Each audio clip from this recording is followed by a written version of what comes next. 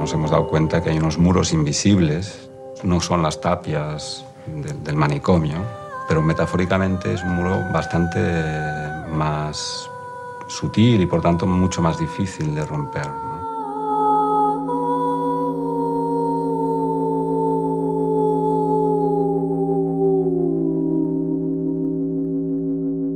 Mi hermano lleva 13 años ingresado.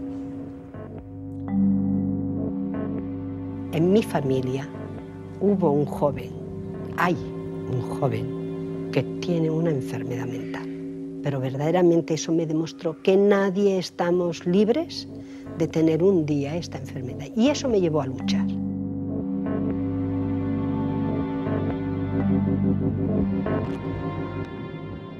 Sufro una enfermedad mental que se llama esquizofrenia.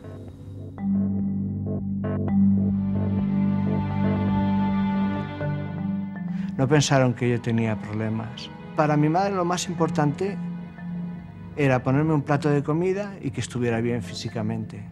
Psíquicamente eso era una utopía, ¿no?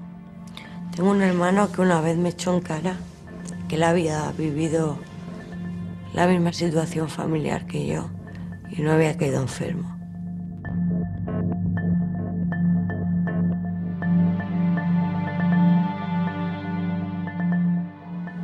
Hombre, sí, yo estoy enfermo. Yo creo que sí, claro. Pues yo qué sé, yo puedo tener un delirio y no darme cuenta de eso. Yo he estado casi 1 año y medio encerrado en casa por la paranoia que tenía, porque si salía de casa me iba en paranoia con el que fuera y porque creía que me daba rayos o lo que sea. Tú estás mal y no te crees que es así, que te inventas tu mundo y tal, pero no, en realidad estás enfermo.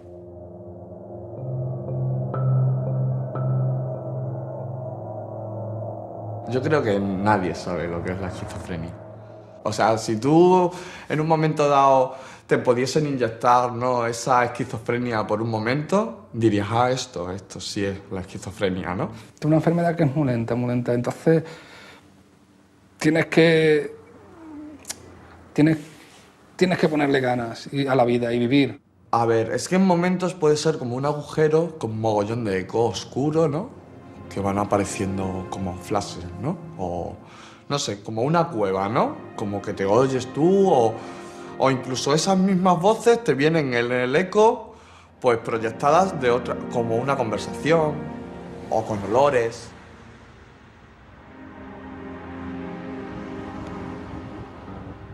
Porque tan pronto te sientes tan de puta madre, ¿no? Tan lleno de todo, ¿no? Tan... así, ¿no? Que quieres explotar, ¿no?, de lo bien que está.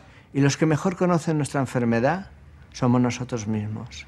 O estás de marrón, que no quieres salir, que no quieres ducharte, que no quieres nada, que no te vea nadie, que no... Esa cueva, ¿no? Te metes como en tu cueva.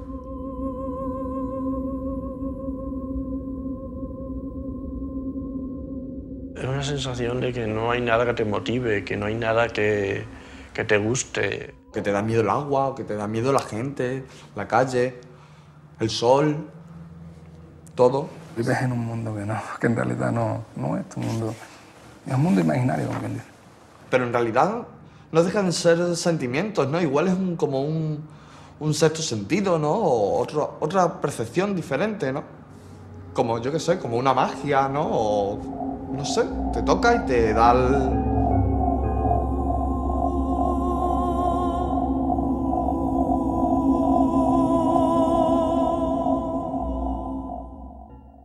Claro, para nosotros, para los psiquiatras, la esquizofrenia es la enfermedad clave, porque reúne toda la psicopatología, todos los síntomas más característicos de las enfermedades psiquiátricas, porque es el prototipo de lo que se llama loco. Viene a representar la locura, quiere decir, viene a representar el momento que una persona tiene un proceso que rompe con la realidad. De entrada le definiría como la dificultad de control de la propia voluntad. La esquizofrenia es una situación humana, una respuesta humana, una situación humana. Que más que personas enfermas, lo que hay son personas vulnerables. Es una enfermedad misteriosa, enigmática, conmovedora y y que produce pánico. No sabemos todavía lo que es. Aparece en una etapa crucial de la vida, una etapa en la cual es clave, que es la adolescencia. Se quedan apartados, aislados, mientras sus compañeros siguen su proceso. Coarta, colapsa el funcionamiento social de los individuos. La vivencia más importante de la esquizofrenia es la de perder el sentido de propiedad de nuestra propia vida, de lo que nosotros consideramos como propio. Cuando yo hablo de mis pensamientos, mis recuerdos... La enfermedad incide de una manera doble, ¿no? Quitando y dejando de ganar. Las mujeres tienen una enfermedad de inicio más tardío que los hombres, menos deteriorante que los hombres, tienen mejor respuesta a los tratamientos que los hombres. ¿Por qué todo esto? Es que las mujeres tienen estrógenos y los hombres no. La causa es genética, es decir, hay una alteración en determinadas familias, hay una transmisión familiar. Hay otros factores ambientales y familiares y educacionales unidos. Puede ser también que sea debido a una desorganización social general. O sea, que una sociedad sea loca en general. En mi opinión, todas estas causas son plausibles y la respuesta es plural. Es decir, probablemente hay una vulnerabilidad biológica. El que la causa sea biológica o sea esto puede ser importante o puede ser irrelevante, porque en el proceso vital aquello puede modificarse. Sobre esa vulnerabilidad actúan una serie de estresores sociales. La pobreza, las condiciones de vida adversas, todo esto. Puede empeorar, puede mejorar, puede quedar absolutamente, se puede decir, bloqueado, ¿no?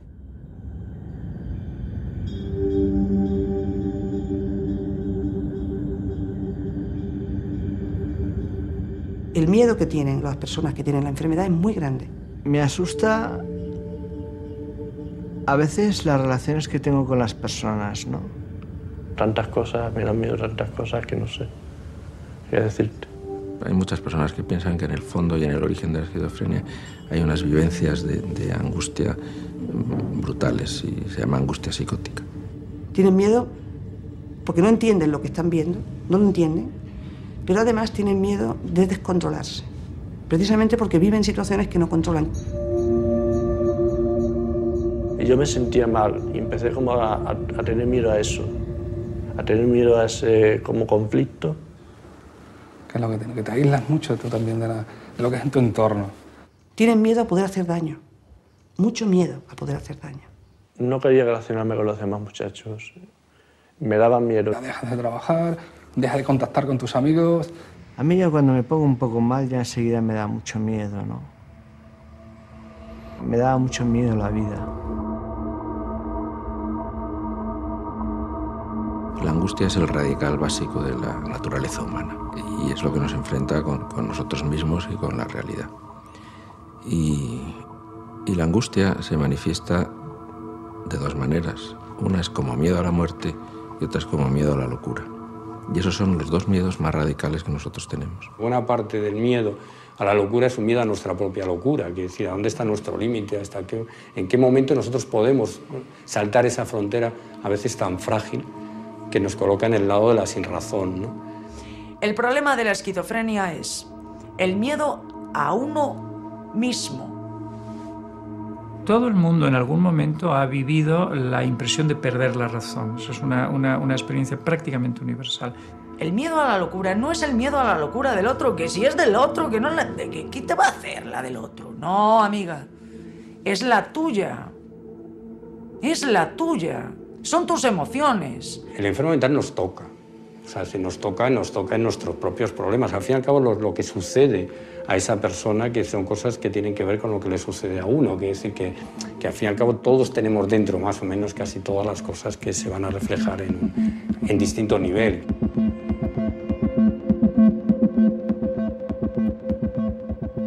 Se dice que la locura es una especie de muerte psíquica. Uno deja de ser el que era. Ese mundo da miedo, decir, porque es lógico, uno pierde ya el control de sí mismo, decir, es una situación en la que uno... Y ese miedo a la locura, decir, que yo creo que es ancestral, miedo a lo que nosotros podemos hacer. La persona que empieza a tener síntomas de una enfermedad mental, ese mismo miedo que está en el origen de ello aumenta mucho más y todavía le aísla mucho más del resto de las personas.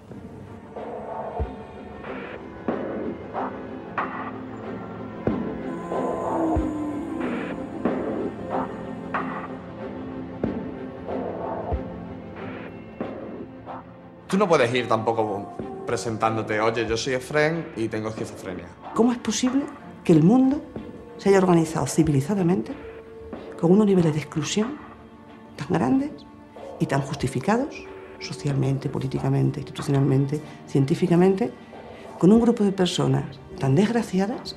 Cuando te oyen la palabra esquizofrenia, ya la gente, no sé, echa un poco para atrás. A las que se le suman, además, casi en todos los sitios, pobreza y problemas de exclusión. En vez de decir, ese es un esquizofrénico que estaba bastante mal y ahora está como un clavel, ¿sabes? Está de puta madre, ¿no? Pues dice, mira, ese es el loco que hizo tal movida, ten cuidado, ¿sabes? El problema sería de ser aceptado, ¿eh?, en el entorno, o sea, de que seamos capaces de ver comportamientos diferentes. Y esto cuesta muchísimo. En el diccionario español tendríamos que buscar alguna otra palabra que tuviera unas connotaciones a veces tan macabras como la palabra esquizofrenia, ¿no? Que él y que en general las personas con trastornos de salud mental eran Don Quijotes, pero que no había Sanchos ya. Y quería transmitir eso, ¿no? Una sensación de aislamiento y de soledad y de ser solitario, ¿no?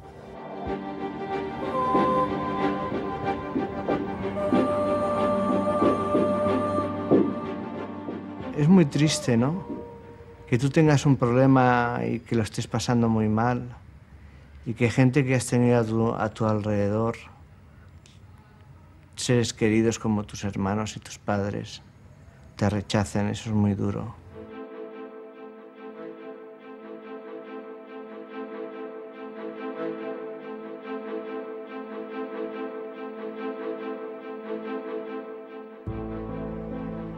Yo de pequeño he pasado por experiencias que han sido un poco ingratas. Había sufrido abusos sexuales. Es casi un extraño para mí, mi padre. Es casi un extraño. Yo tengo un padre que es enfermo mental, que le tocó la época de los electroshocks y que no pudo ir a un psiquiátrico ni pudo estar asistido bien. Él era taxista y tenía su taxi y su licencia. Y un día por las buenas, sin decir nada a nadie, vendió el taxi y la licencia y se compró un rebaño de ovejas. Mi padre falleció cuando yo tenía 9 años. Mis padres se llevaban muy mal, vamos. Entonces, mi madre estaba enferma de corazón y estábamos siempre en casa de mis tíos. Cuando era pequeño, yo iba al pueblo de mi padre y iba a verlo al cementerio. Mi madre, cuando se murió mi madre tenía yo 13 años, cuando murió mi padre tenía 15. Cuando no había nadie, o por la mañana bien temprano, o a plena hora de calor que no había ni Dios, me iba allí, me sentaba, me ponía a hablar con él, me ponía a llorar. Soy el segundo de 3 hermanas. Mi hermano que hacía de padre y mi madre. Y tengo ese complejo de Peter Pan, ¿no? O también influenciado, ¿no?, por un pequeño complejo de Edipo, o igual grande, ¿sabes? ¿Quién sabe, no? Entonces esa persona que digo yo, que había abusado de mí, cumplía en mi casa el rol de padre, ¿no?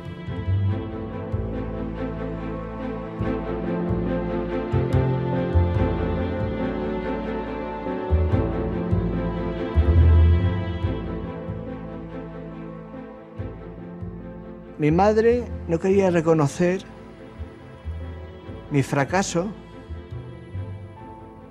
por no asumir que a lo mejor algo en ella había fallado, ¿no? El esquizofrénico generalmente es una persona muy exigente consigo misma, con mucha ansia de perfección. En términos psicoanalíticos tiene un superyo muy alto. Y cuando yo empecé a estar enfermo, ella se sentía como interpelada, ¿no? Y mi familia se sentía interpelada. Y son familias que normalmente transmiten la idea de que tienes que llegar a mucho, tienes que ser mucho o te exijo mucho. Yo es que quizá tengo miedo a equivocarme, a fallar. Generalmente hay otra característica, a veces, los padres muy autoritarios. Cuando yo digo una cosa y me dicen te has equivocado, como no soy capaz de aceptarlo. Y por eso quizás no me relaciono mucho con ellos, porque ellos lo que quieren es que mejore como persona, que haga las cosas bien. Yo cuando tartamudeaba de pequeño empezaba pose, pose, pose, pose, y en mi casa pues les hacía gracia, se pensaba que yo que sé que era... y nada, y se reían.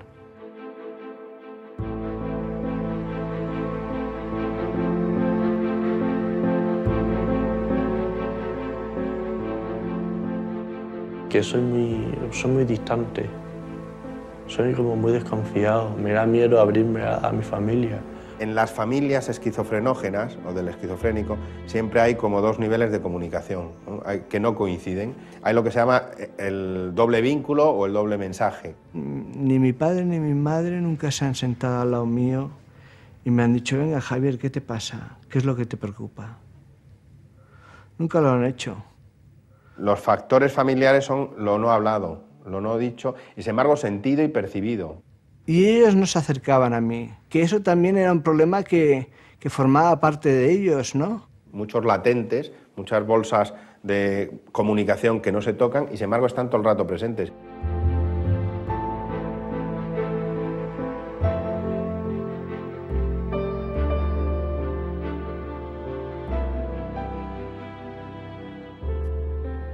Y hay padres que pierden el puesto de trabajo y hay madres que han tenido que dejar sus trabajos para cuidar a esta persona. Es que no os podéis figurar cómo se desestructura la familia. Los ingresos económicos cada vez menores y el enfermo es muy exigente. Hagas lo que hagas, pues no le ves mejor. Hagas lo que hagas, no le ves más contento. O sea, es durísimo, ¿eh? Cuando está en plena crisis, ¿contra quién va aquella persona? Contra la familia, que es la que está a su lado. Que el sujeto no se levanta de la cama, que no se incorpora a la vida de la familia, que no quiere comer con nadie, que no se ducha, no, o sea, que está ahí pues viviendo casi hecho. Eso es una carga. Además, las familias empiezan un peregrinaje buscando la curación. No importa el precio, buscan la curación. No se creen al principio lo que se les dice, porque es muy duro. Una madre o un padre, ¿no? A lo mejor su primer hijo, ¿no?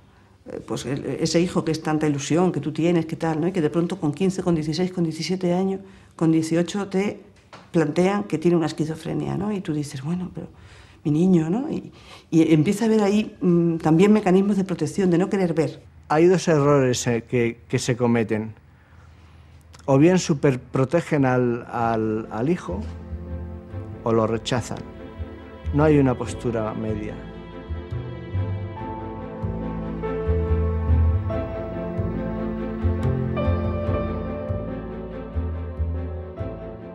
Para no asumir, niegas la evidencia. Entonces, mientras estés en esa fase de negar, nunca podrás llegar a asumir. Lo que tienen que aprender esos padres es a querer a otro hijo que para ellos es un extraño. Entonces, pero hay familias que están tan súper bloqueadas que no acaban de pasar esa fase de negar la realidad. Y que además no van a poder ver cumplidos sus deseos de verle un ganador, una persona que hace una vida normal, que crea una familia. La familia me ha aguantado muchísimo. Incluso yo estaba para haber estado ingresado en un psiquiátrico y no me ingresaron. Pero ellos han estado sufriendo mucho conmigo. Mi madre no me ha faltado ningún horario de visita. Y aún así me emparanoiaba y le decía que no la quería ver. Pobrecita, que venía de trabajar hecha polvo a verme. Sí, porque es que sin ellos, sin el apoyo de ellos, a lo mejor yo no me encontraría como me encuentro ahora mismo. Él sabe que conmigo tiene el apoyo y yo sé que tengo con él también.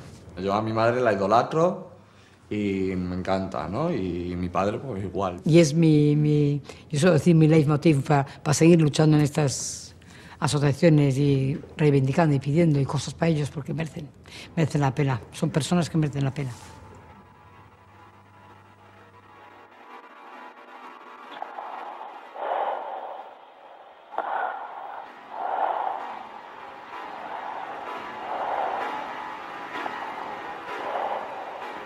El hecho de consumir, por ejemplo, cannabis, que a la mayoría de la gente a lo mejor no le hace un efecto tan perjudicial, pero aquel que tiene predisposición al desarrollo de la enfermedad, pues sí que va a ser un desencadenante.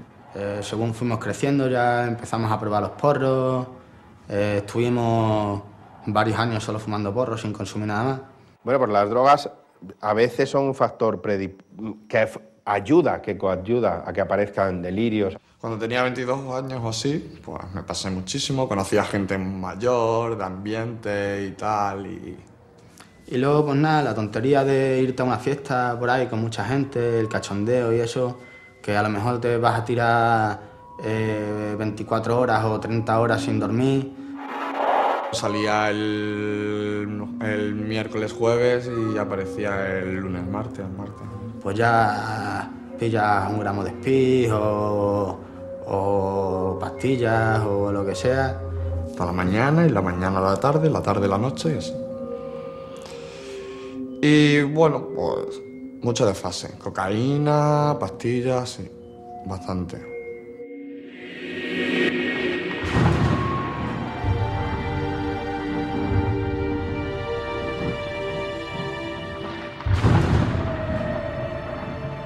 Ese tipo de consumo, junto con el alcohol y fundamentalmente cocaína y hachís, desencadena procesos, digamos, psicóticos, y cada vez es un patrón de un perfil que se da en la juventud. Empecé a consumir eso sobre los 16 años, lo probaría. Una forma de beber muy compulsiva, de estas de beber hasta agotarse, hasta la borrachera patológica, ¿no? Y estuve 1 año consumiendo y al año dejé de consumir. Y por otra parte, pues el uso de pastillas y de todo tipo de drogas, ¿no? Y un día, en verano, hice una fiesta en mi casa con unos amigos, tal cual. Compramos whisky y porros y eso.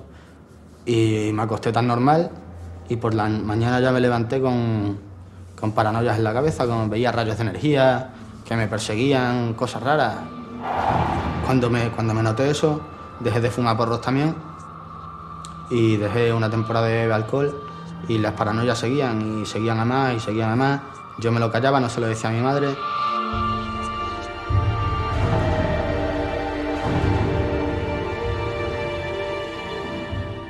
He tomado éxtasis, cocaína, speed y porros. Las drogodependencias no son un problema de falta de voluntad ni de vicio, es un problema también biológico, cerebral. Éxtasis, cocaína y speed a los de 17 a 18 años. No psiquiatras, pero sí que algún psicólogo que otro se lo ha cuestionado, ¿no? Que lo mío fuese esquizofrenia, ¿no? Porque en realidad yo sí que tuve, yo me pasé muchísimo con las drogas. Los médicos, yo no lo sé, yo no entiendo. Los médicos me dicen que puede ser que haya influido, pero también habrán influido otras cosas.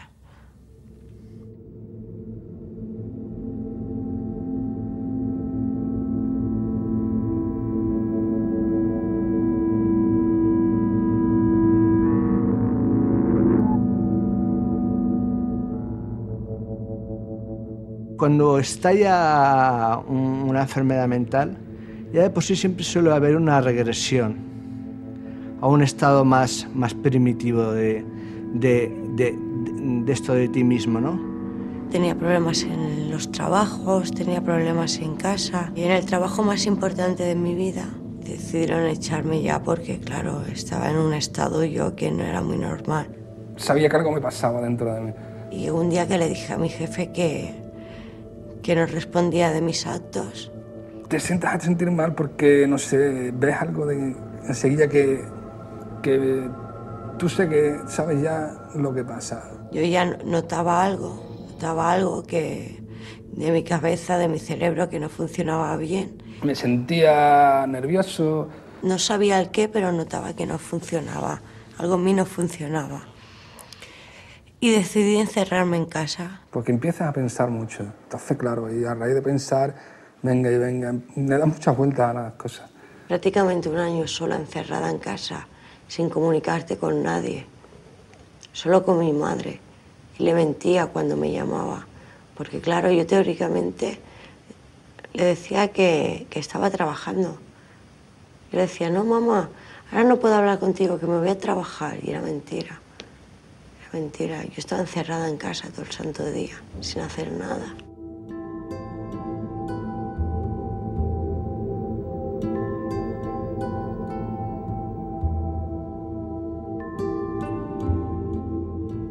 yo pensaba, yo no soy el loco es el resto de la gente. Al principio pensaba, esta persona es mala, esta también es mala, esta también es mala.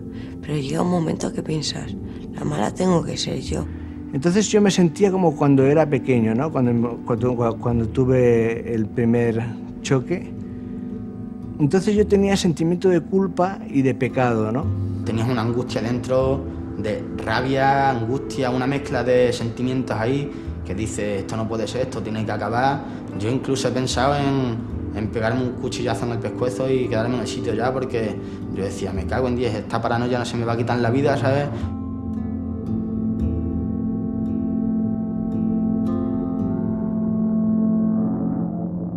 Hay como 20% de la población que dice que sí tienen alguna idea delirante o alguna alucinación, que son los síntomas típicos de esquizofrenia.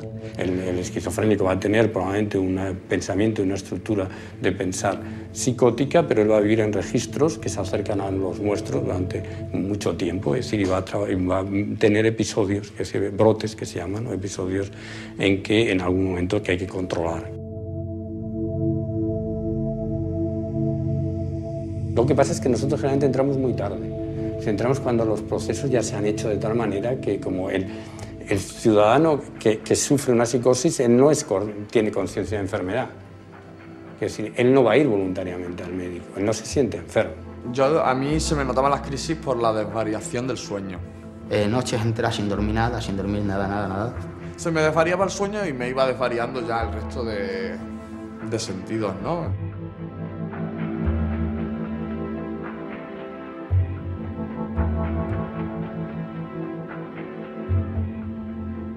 Se distancia de todo, se aísla, se mete en la habitación, no quiere saber nada de nadie y tiene todo un proceso delirante. La falta de respuesta. Alguien le habla al paciente cuando está a punto de tener un brote y él no responde. Lo primero, no saben lo que te está pasando en realidad. Aparece a veces de una forma progresiva y a veces aparece de pronto, de la noche a la mañana, un delirio. Está la televisión frente mía, yo sentado en el sillón y en la esquina del techo, o sea, en la esquina de arriba de mi derecha, que está por encima de la televisión, pues de ahí salían todos los rayos de energía. El sujeto tiene una crisis aguda donde empieza a ver que le quieren matar. Es que huyes porque no sabes de qué, sabes que te están persiguiendo y en realidad no lo es. A lo mejor estaba en mi cama y se me llenaba la habitación de rayos de energía y me tiraba por el suelo, iba ahí como Rambo por el suelo arrastrándome y me metía en la cama de mi madre. Creía que me perseguía el demonio, se me metía eso en la cabeza, sí.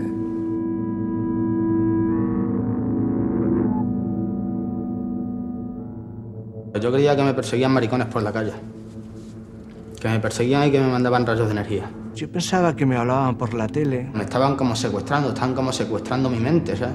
Que me perseguían las feministas. Entonces yo pensaba que me decían, traga por el lado derecho. Pues yo me paranoiaba que no trago por el lado derecho y tragaba por el lado izquierdo. Pero había veces que es que no era capaz de tragar por el lado izquierdo, que se me iba el agua por el lado derecho y digo, esto no puede ser, esto no puede ser.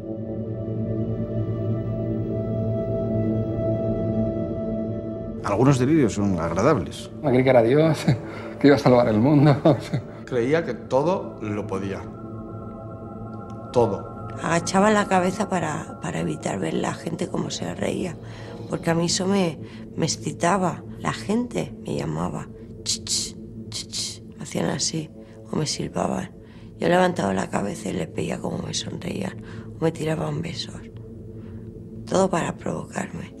Está escuchando la voz y la está escuchando exactamente igual que tú estás escuchando ahora mismo mi voz. Cuando una persona con esquizofrenia está oyendo voces, el área de la corteza que tiene que ver con la percepción auditiva está activada. Hay partes de su cerebro que de forma disfuncional, porque nada ha venido de fuera, se ponen en funcionamiento y haga que aparezca una palabra cuando realmente desde fuera no se oye nada. Hay quien considera, yo estoy entre ellos, que son una especie de respuesta, sobre todo los delirios, es una respuesta para reconstruir un mundo que está siendo invadido. Pero no es producto de su imaginación. Se rompe, digamos, mi equilibrio psíquico y entonces de repente empiezo a sentir un mundo que yo ya no entiendo.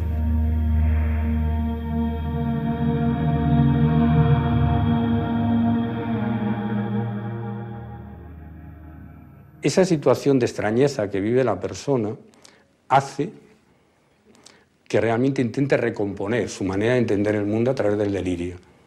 Es decir, intenta explicar algo que no entiende y esa explicación pues, es el delirio, es una reconstrucción, digamos, del mundo o es una reconstrucción de una situación no vivible. Si él está en una situación angustiosa que no puede vivir y entonces reconstruye un mundo y ese mundo es un mundo delirante que tiene que ver con una lógica que hoy ya se sabe que no es la lógica del sueño, es una lógica diferente.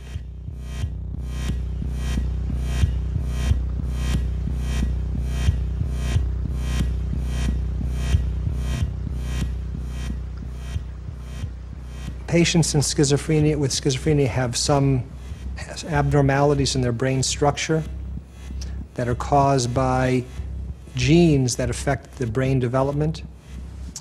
And these are present very early, even before they get sick. Hace como 5 años o así que me diagnosticaron la enfermedad. Yo tengo, creo que es esquizofrenia, pero creo que es esquizofrenia paranoide.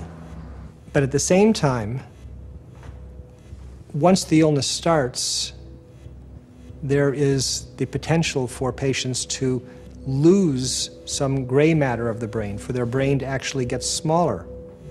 Que yo estoy diagnosticado de esquizofrenia paranoide, que encima no es una esquizofrenia, no sé, sabes que no es como un arquetipo, que es una paranoia. And what we found is that if you treat patients, particularly at the beginning of their illness, you can prevent this decline that will occur in the brain. Tengo diagnosticada esquizofrenia residual. Quiere decir que yo no me valgo por mí mismo. Using magnetic resonance imaging to measure brain function, we have found that the circuits that are activated in the brain of somebody with schizophrenia are different than those of somebody who does not have schizophrenia.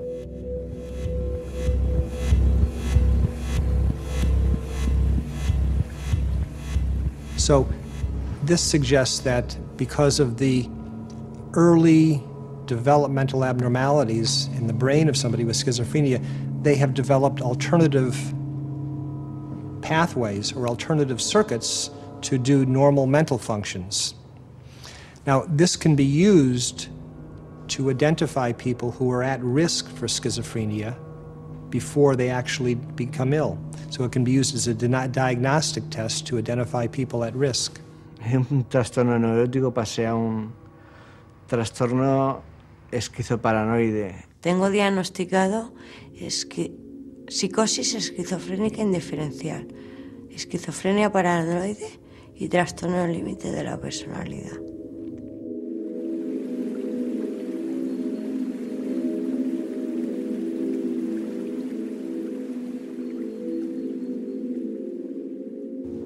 What was it in the brain that was producing these symptoms?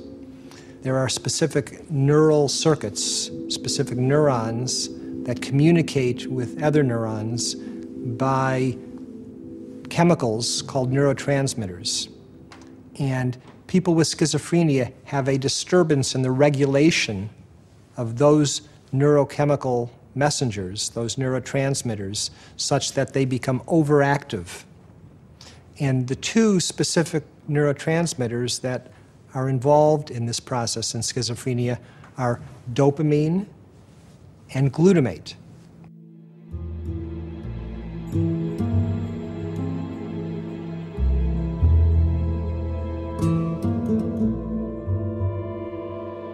La típica historia y asociación entre violencia y esquizofrenia, que es una asociación que a muchos niveles de la sociedad funciona como algo que es casi matemático, está lejísimo de la realidad. Las estadísticas demuestran que, tomados como muestra general, los enfermos con esquizofrenia son menos agresivos que la población general, curiosamente. Es al revés, es decir, que ellos son mucho más agredidos que agresores. Bueno, yo he sido bastante agresivo, pero cuando me dio esto, muchísimo más, 1000 veces más. Lo que pasa es que los casos puntuales son muy llamativos. Y dije, yo al maricón este lo mato. Y fui a salir de casa y porque se puso mi madre por medio, si no, me voy al bar donde sé que frecuenta y le pegó 3 puñaladas que lo deja allí en el sitio. Cuando se habla de un esquizofrénico ha hecho una barbaridad en tal sitio, ¿no? Ahí ya esa generalización es absolutamente injusta. La sociedad identifica ese conflicto con agresividad, con violencia, con malos tratos. Porque distorsiona, porque estigmatiza, y sobre todo porque no es verdad. Siente miedo ante ese fenómeno, ¿no? Entonces lo que hace es meterlo en un psiquiátrico.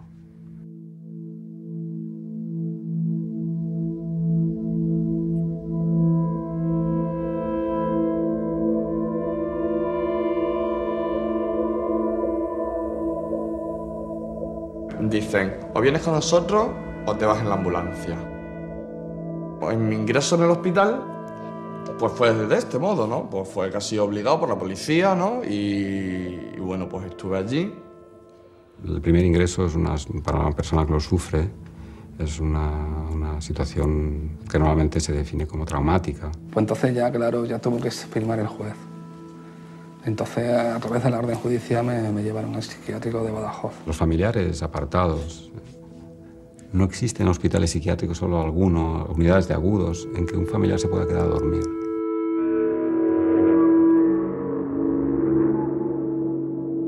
Yo no me fiaba de nadie, pero de nadie. No quería hablar, no quería hacer nada. Y no me abrían los psiquiatras, desconfiaba muchísimo. Hasta que un día uno me dijo, pero Montse, ¿tú crees que vas a aguantar mucho más así? Y yo, claro, esa pregunta me llegó a fondo. Y no pude más, me puse a llorar, pero llorar como una magdalena. Y le dije, no voy a aguantar mucho más así. Entonces ambulancia y para el psiquiátrico me llevaron de la zona.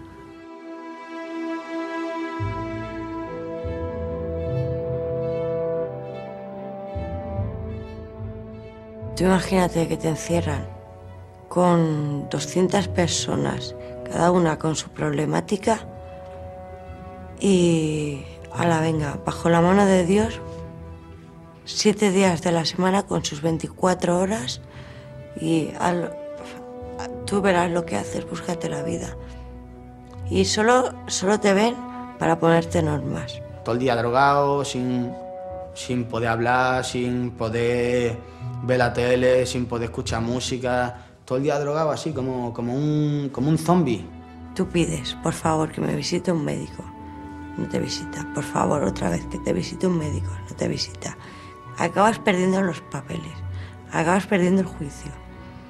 No quieres que te aten.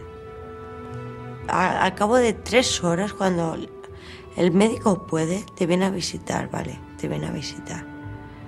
Entonces, no te escucha. Él no te pregunta, a ver, ¿qué motivos tienes para estar nervioso? ¿Qué te ha pasado? ¿Qué te pasa por la mente? No. Simplemente te da una pastilla de contra más miligramos mejor y vete a dormir, ya se te pasará.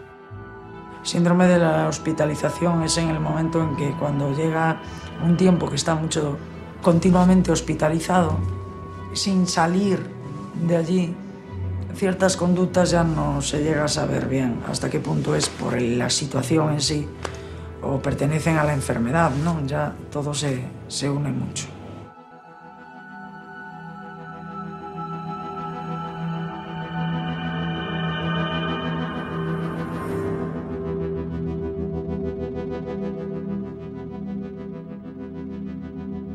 Los esquizofrénicos son contundentes, exactamente. Estos sí no tienen dudas cuando actúan, verdaderamente desean quitarse de en medio, no quitarse un problema de encima.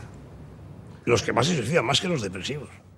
O sea, los esquizofrénicos en términos generales calculan que el 15% se suicida, suicidio consumado. Y era como si en ese momento quisiese quedarme dormido, pero quedarme dormido y no despertar jamás, ¿sabes?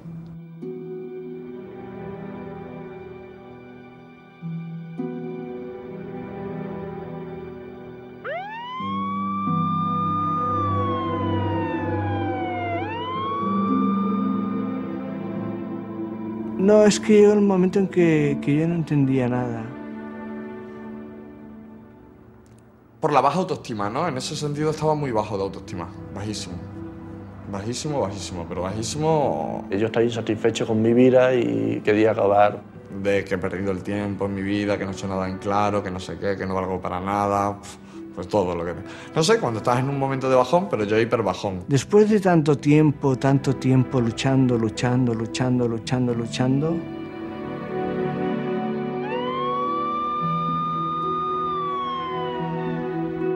Vamos, yo a veces pienso que yo estar aquí, yo he pensado en el suicidio, yo estar aquí, pero porque he dicho, vamos a estar aquí. no era una cosa para llamar la atención. Yo realmente estaba muy hecho polvo, ¿no? En ese momento no veía salida. La paranoia te da por eso, ¿sabes? Tengo un bote entero de Transilium y...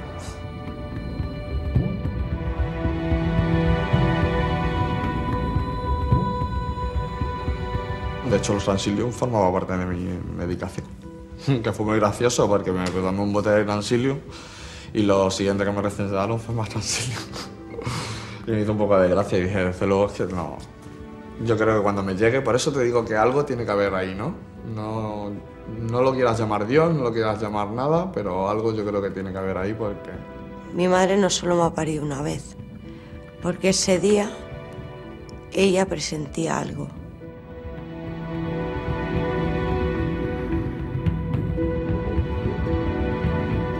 No me llamaba cada día y ese día me llamó. Y solo hacía que llamarme. Hasta desconecté el teléfono. Solo hacía que llamarme. Venga a llamar. Y yo no lo quería coger. Lo desconecté, lo volví a conectar. Yo ya me había tomado las pastillas. Hasta que al final lo cogí.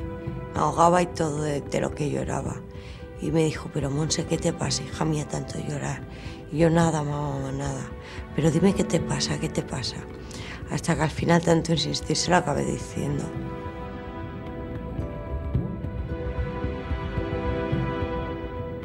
Lloraba de impotencia, no sé, de que me iba a morir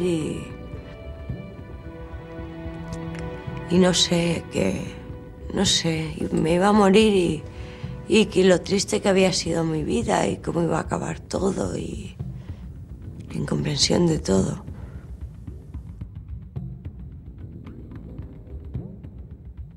There's two things. First, some people think that schizophrenia, there is no illness, schizophrenia. It's a label that society has put on people who are very creative, very imaginative, and don't want to be conformed to normal social behavior and ways of thinking.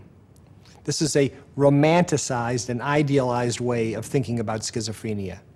It's completely false. It is completely untrue, and it is very harmful to patients to think about it that way. People who believe this advocate that there should be no treatment because there's no illness, and they should not take medications. That is the worst thing that could happen to somebody with schizophrenia.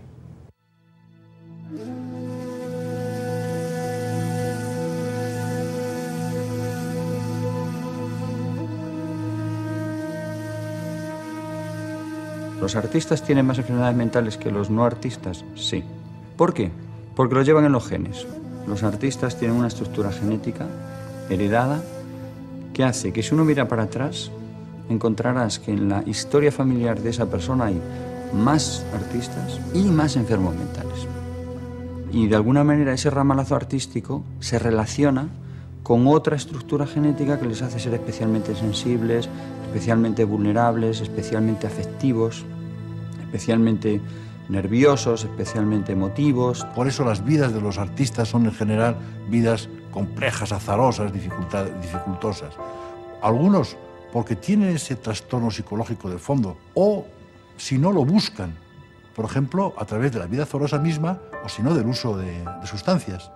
De LSD, de hashish, de opio, de lauda, ¿no? Toda la vida de las vanguardias ha estado llena de utilización de psicodislépticos, ¿no?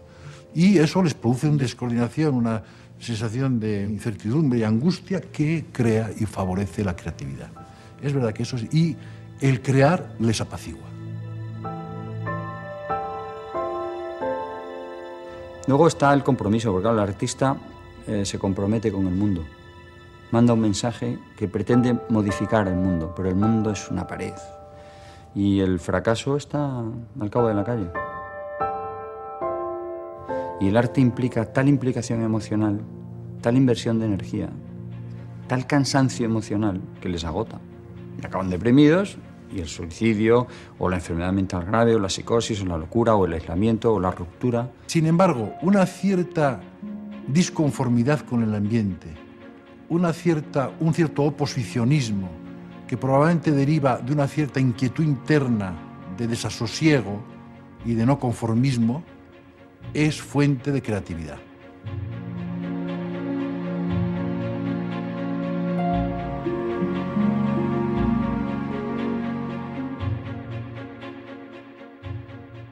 Uno tiene una pena aquí metida en el alma. Y entonces tiene, yo lo llamaría el aullido interminable, que es la depresión de los artistas, ¿no? El aullido interminable. Entonces lo pones fuera, lo cosificas, lo pones en el exterior, lo dibujas, lo pintas, y es como si lo sacaras de ti. Si lo sacas de ti, tienes más facilidad para tener menos miedo de él. Lo tienes fuera, lo ves más claro. Parece como lo que pudieses enfrentarte mejor a ello.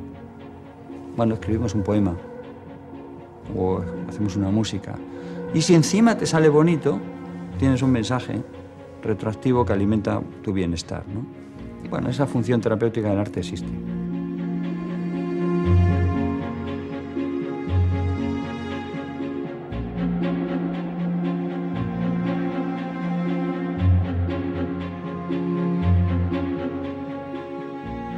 Cuando un artista se pone a pintar, el hecho de tener una personalidad patológica o de tener una enfermedad mental, por ejemplo, depresiones, trastornos bipolares o esquizofrenia, ¿le ayuda o le perjudica? ¿Eso aumenta la inspiración o disminuye la inspiración? Ha habido muchos grandes artistas psicóticos, esquizofrénicos, maníaco-depresivos, Van Gogh, Lautréamont, probablemente Rimbaud, en fin, tantos, ¿no? Kierkegaard, escritores. Pero eran creativos a pesar de estar locos. Es decir, cuando estaban muy locos, muy en brote psicótico, desaparecía su creatividad o disminuía. Eso está demostrado, ¿no? Indefectiblemente. Pienso que cuando están enfermos producen menos y producen peor.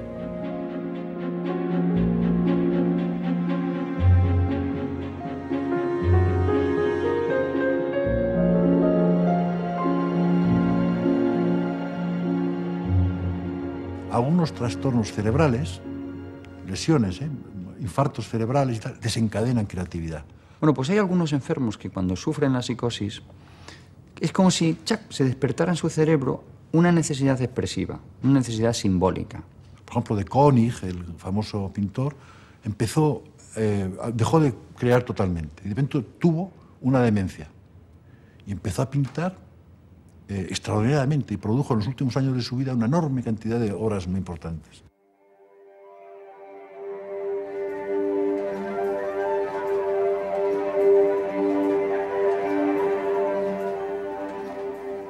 ¿El problema actual cuál sería? Que no hay un acuerdo respecto al sistema de intervención y a las bases mismas, ¿no? Yo me adscribo a una orientación que se basa en las neurociencias, es decir, en el estudio del cerebro como órgano que genera pensamiento y al mismo tiempo patología de ese pensamiento. Últimamente lo que hay es una vuelta a la psiquiatría tradicional que se había puesto en cuestión, que era la psiquiatría puramente biológica con solución farmacológica. Y que es el estudio del cerebro el que nos va a permitir controlar y curar las enfermedades mentales. Eso no quiere decir que rechacemos todo lo que son los avances en psicología social, todo lo que es las terapias familiares. La única cosa que va a funcionar es desde la experiencia del paciente. Y la experiencia del paciente no es de un cerebro, pero es de cosas reales, emociones y pensamientos. Entonces nosotros tenemos que trabajar con eso. Pero creemos que todo eso está en función de una regularización del funcionamiento cerebral. Y eso comporta primero un abordaje bioquímico y farmacológico. ¿Hay una tontería académica de esta idea de lo científico? que lleva al puro biologicismo. Negar los avances de la medicina científica, de las neurociencias, hoy en día, yo creo que es un peligro. Y por otro lado, claro, la investigación se desarrolla muchísimo, la investigación por ahí dice bendito, ¿no? Pero es que incluso no hay otra posibilidad de investigación prácticamente. ¿Por qué? La investigación viene subvencionada y pagada por la industria farmacológica.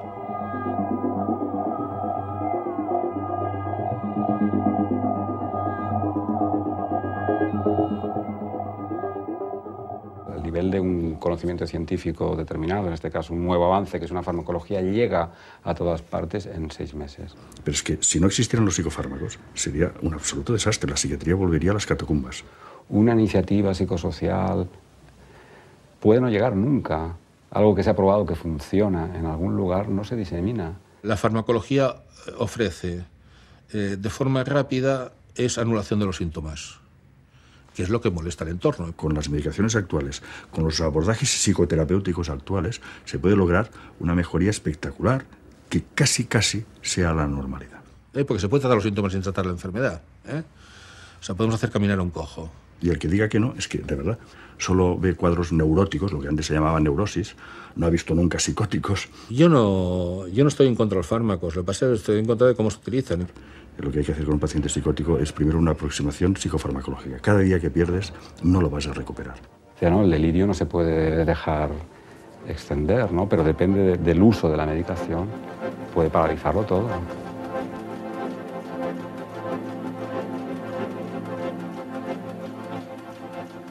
Es más fácil dar una pastilla y anularte que estar una hora contigo hablando, intentando saber cuál es el problema que tienes, ¿no? La intervención psicoterapéutica en los servicios públicos de salud mental no se puede dar a todas las personas que lo necesitan. La farmacológica sí, pero la psicoterapéutica no. ¿Por qué solo es el fármaco? No se puede dar todos los programas de intervención psicosocial o de rehabilitación. Por un problema de recursos. Por un problema de no querer invertir en el recurso fundamental de la salud mental, que es el equipo humano. No es la tecnología. Culpen ustedes al gestor, al que pone el dinero. Es decir, nosotros compensamos lo mejor posible a un paciente. Que después ese paciente sea una carga para su familia, no lo piden a la psiquiatría. Pídanlo ustedes al gestor, pídanlo al político, que se gasta el dinero en armas o se gasta el dinero haciendo otras cosas.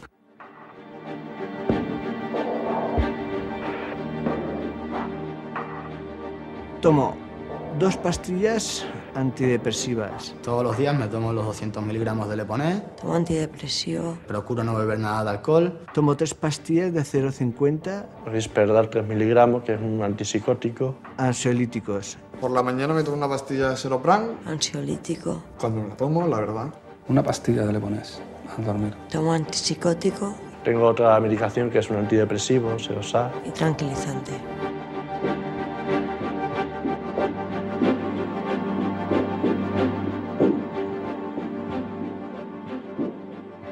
En el primer brote, dar medicaciones es muy bien, la gente recupera, pero luego, ¿qué vas a hacer? Porque sabes, si continúan con las medicaciones, van a tener menos recaídos, estadísticamente.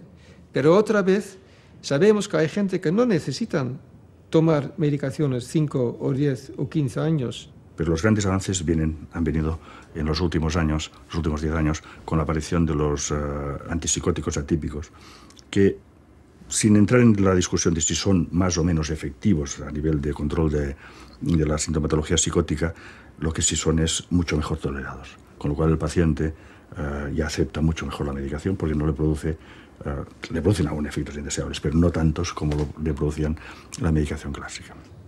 El problema es, ¿cuándo vas a parar?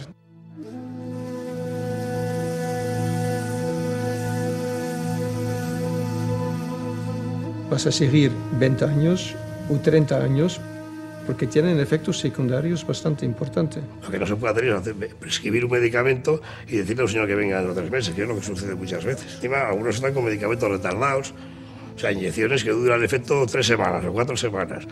Claro, una vez que tú introduces un medicamento, ya no puedes controlar el efecto, está introducido. Y no se habla mucho con los pacientes de los efectos secundarios que tiene la medicación, porque se teme que no se la quieran tomar.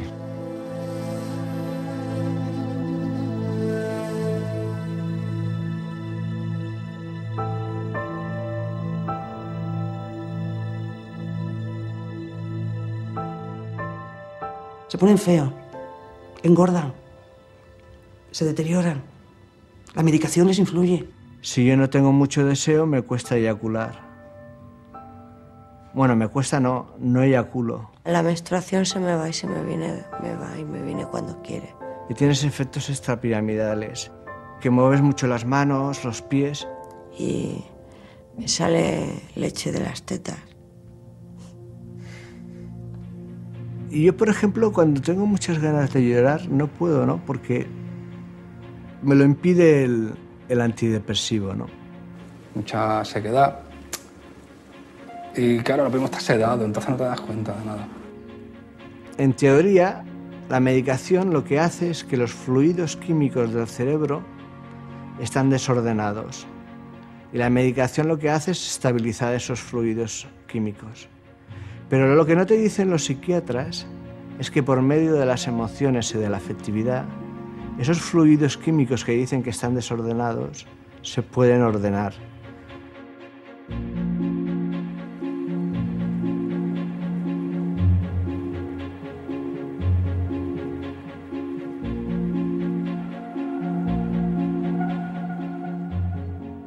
Si uno tuviera la capacidad, un psicoterapeuta, de saber reconducir ese delirio hacia un acto creativo o hacia algo en donde pudiera salir. Y luego hay una terapia por el arte. Es decir, hay una manera de tratar a los enfermos mentales o los trastornos psiquiátricos a través de la creatividad artística, la pintura, de la danza, de la escultura. Si tenemos un enfermo que tiene necesidad de expresión simbólica, eso es utilizable. Ahí sí vale la labor terapia artística, musicoterapia, yo qué sé, pintar, trabajos manuales, pero dirigidos. Yo empecé a hacer teatro. Soy muy vago, vaguísimo. Sí, vago. Fue rehabilitador para mí, ¿no? E incluso hay veces que por no sacar los botes de pintura o por no eso, pues igual escribo, cuando en realidad lo que me apetecería era pintar o algo de eso. Me hizo sacar la timidez y me sirvió como terapia. Ya luego se puede decir que hay muchos enfermos mentales que han hecho grandes obras en los hospitales psiquiátricos, que es la creatividad de los pacientes psiquiátricos en sí, de los hospitales, pero en general no son de gran calidad. Hay algunas colecciones típicas de Pynchon, etc. Hay un museo en Lausanne, en fin. Ahora ya no le tengo tanto miedo a delirar o a tener alucinaciones, porque sé que mi psicoanalista podría reconducir ese delirio o esas alucinaciones, ¿no?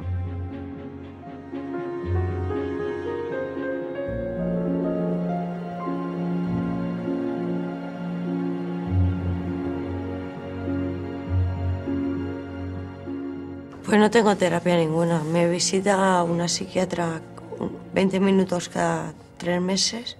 Nosotros sabemos que en el tratamiento para los pacientes, terapias psicológicas y psicosociales son a largo plazo mucho más importantes. Me fui a visitar con el psicólogo y me dijo, las cosas te van mal, venme a ver de aquí 3 meses. Yo digo, vale, de aquí 3 meses a lo mejor me he muerto ya, ¿sabes? No he podido aguantar.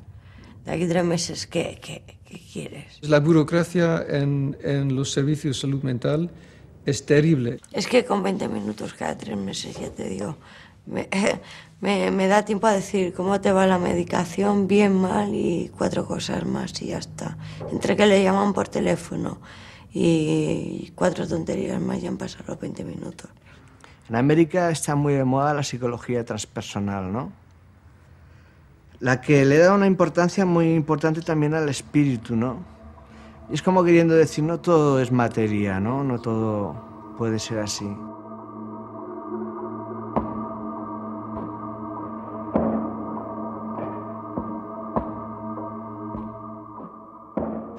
La esquizofrenia es por definición crónica y el paciente que ha empezado con una esquizofrenia a los 15 años sigue teniendo problemas gravísimos toda la vida. La mayoría avanza, si están bien tratados, la mayoría avanza. Hay un dicho popular de la locura no tiene cura y si la tiene no dura. Y yo creo que es verdad. La mayoría de los pacientes psicóticos, esquizofrénicos que no avanzan es que están maltratados.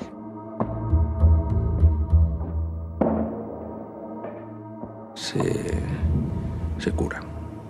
Se cura lo que llamamos en medicina curar. Nosotros ya no utilizamos mucho el concepto cura, hablamos de recuperación. ¿Qué sería recuperación? Sería recuperar las capacidades, los derechos de un ciudadano a pesar de Hay quien dice que es un tercio que no progresa casi nada, un tercio que mejora sustancialmente y un tercio que casi se cura, que casi llega a llevar una vida normal.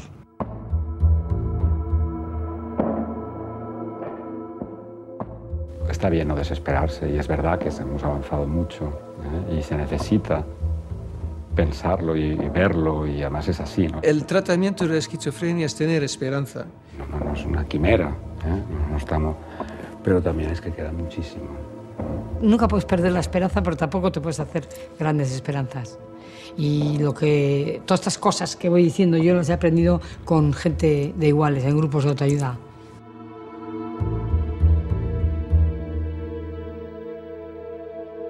Hoy por hoy se puede atender la esquizofrenia, no es un coste, sería un reajuste del dinero. Hay más medios, luego no hay ninguna justificación para hacer las cosas de una forma inadecuada, ¿no? Como psiquiatra, yo solo no voy a poder atender un proceso esquizofrénico. No voy a poder. Hace falta mucha enfermería comunitaria bien formada. Hace falta muchos trabajadores sociales. Muchos trabajadores sociales. Hacen falta muchos terapeutas ocupacionales. Y no es más caro, porque el problema es que encima la psiquiatría no es más cara, porque no exige técnicas sofisticadas. Estamos muy lejos de tener cubiertas las necesidades en salud mental, pero muy lejos.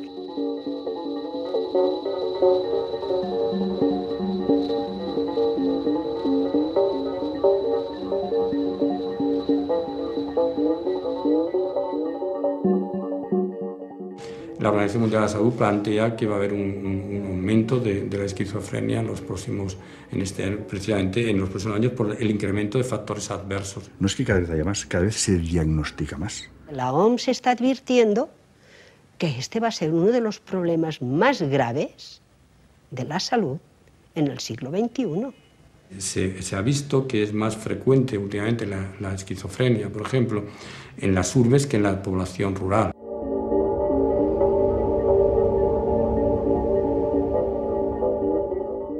Al sistema sociopolítico en su conjunto también le interesa, de alguna manera, un sistema que le cree pocas contradicciones. Yo creo que la manera en que una sociedad asume el problema de la desviación y la locura va a definir su talla moral, es decir, su mundo, su talla cultural y moral. Es decir, que en los momentos en que las sociedades son más permisivas, son más solidarias, es cuando se han ocupado los enfermos mentales y los desviados.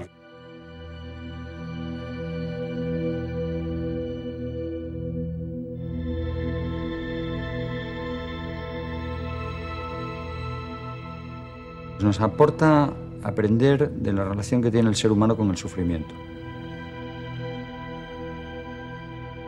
Mi hijo me aporta ternura, sensibilidad, solidaridad, porque es tremendamente solidario, ¿no? Como a alguien le pasa algo, él no sé si llegará a hacerlo, pero ahí está siempre detrás, por si acaso.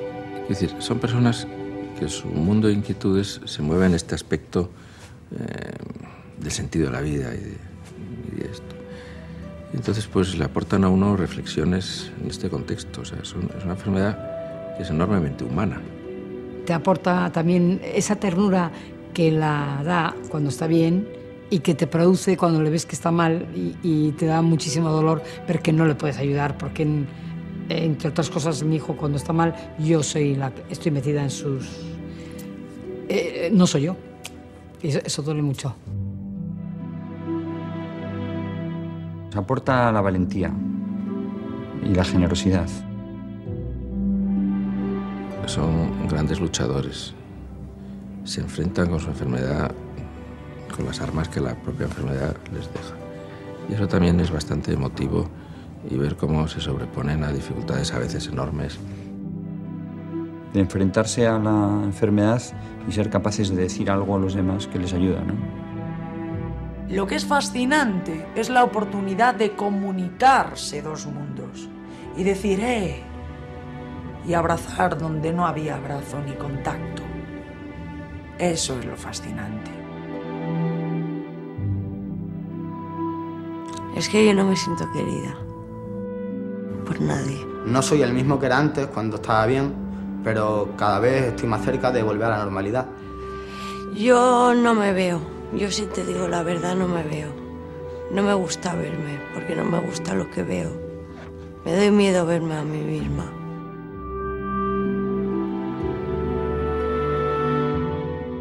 Me da miedo ser así. Pero bueno, intentaré aceptarlo.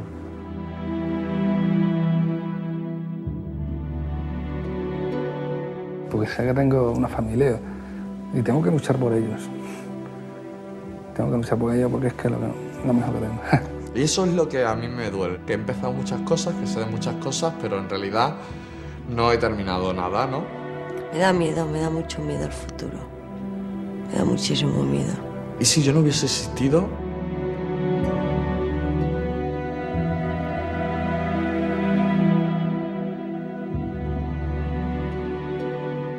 Y yo creo que me moriré sin superarlo, ¿no? Yo pienso que estoy cambiando, que hago todo lo posible para ser lo mejor que pueda. Es como si te estuvieran mirando y cuando te vas,